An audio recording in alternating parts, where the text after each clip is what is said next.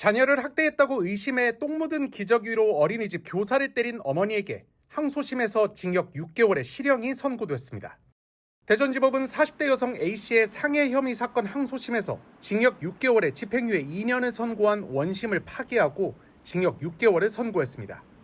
A씨는 앞서 2023년 9월 세종시의 한 병원 화장실에서 똥 묻은 기저귀로 어린이집 교사 53살 B씨의 얼굴을 때려 상처를 입힌 혐의로 기소됐습니다. 당시 A씨는 첫째 아들이 어린이집에서 다친 일로 교사 B씨의 학대를 의심하던 차에 B씨가 어린이집 원장과 함께 둘째가 입원해 있던 병원을 찾아오자 이 같은 범행을 저지른 것으로 전해졌습니다. 앞서 1심 재판부는 죄질이 좋지 않지만 A씨가 범행을 인정하고 피해자의 상처도 중하지 않은 점을 고려했다며 집행유예를 선고했습니다.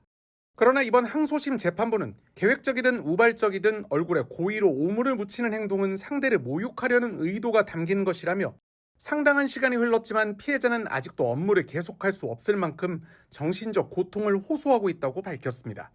이어 A씨가 피해자의 안경이 부러지고 얼굴과 머리카락에 대변이 묻을 정도로 기저귀를 비빈 것은 죄질이 나쁘다며 A씨는 이 사건 수사가 지속되는 순간에도 여러 아동학대 혐의로 피해자를 고소했으나 모두 불기소 처분됐다고 덧붙였습니다.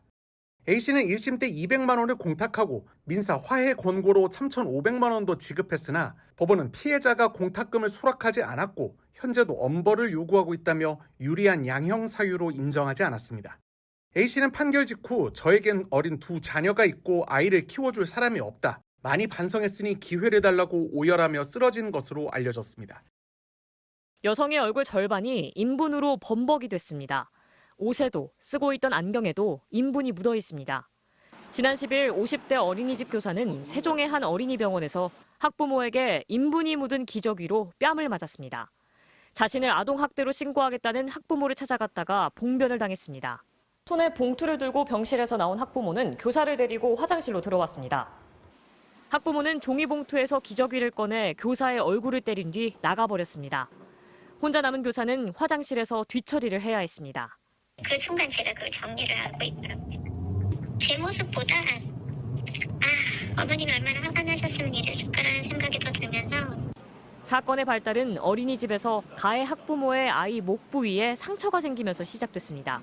학부모는 교사의 아동학대를 주장한 반면 어린이집 측은 다른 원화와 마찰로 생긴 상처라는 입장입니다. 선생님이 해놓고 이제 아이 핑계를 댄다고 이제 그렇게 생각을 하셨고 앞에 아이가 멍들어 오는 것들도 선생님이 다 한 거다라고 의심을 좀 하셨습니다. 해당 학부모는 지난 6월부터 지속적 아동학대를 당했다며 어린이집 교사를 경찰에 신고했습니다. 또 교사와 자신의 아이에게 상처를 입힌 아이의 부모에게 100만 원씩을 요구한 것으로 알려졌습니다. 사건 이후 해당 교사는 정서적 불안을 호소하며 병원에서 치료를 받고 있습니다. 저는 화가 나던데 와이프는 그게 이렇게 정신 나간 사람처럼 있더라고요. 눈물이 나고 그 상황에 또 들어가니까 뭐 또 내가 이걸 잘했으면 이렇게까지 안 됐을까. 피해 교사는 가해 학부모를 상해 혐의로 경찰에 고소했고 어린이집은 아이를 퇴소 처리했습니다. 경찰은 조만간 가해자로 지목된 학부모를 불러 사건 경위를 조사할 예정입니다. MBC 뉴스 박선진입니다. 어린이집 교사인 아내가 학부모에게 인분이 묻은 기저귀에 얼굴을 맞았다며 교사를 보호해달라는 남편의 국민청원이 게시되자 3만 명이 넘는 국민들이 동의를 표시했습니다.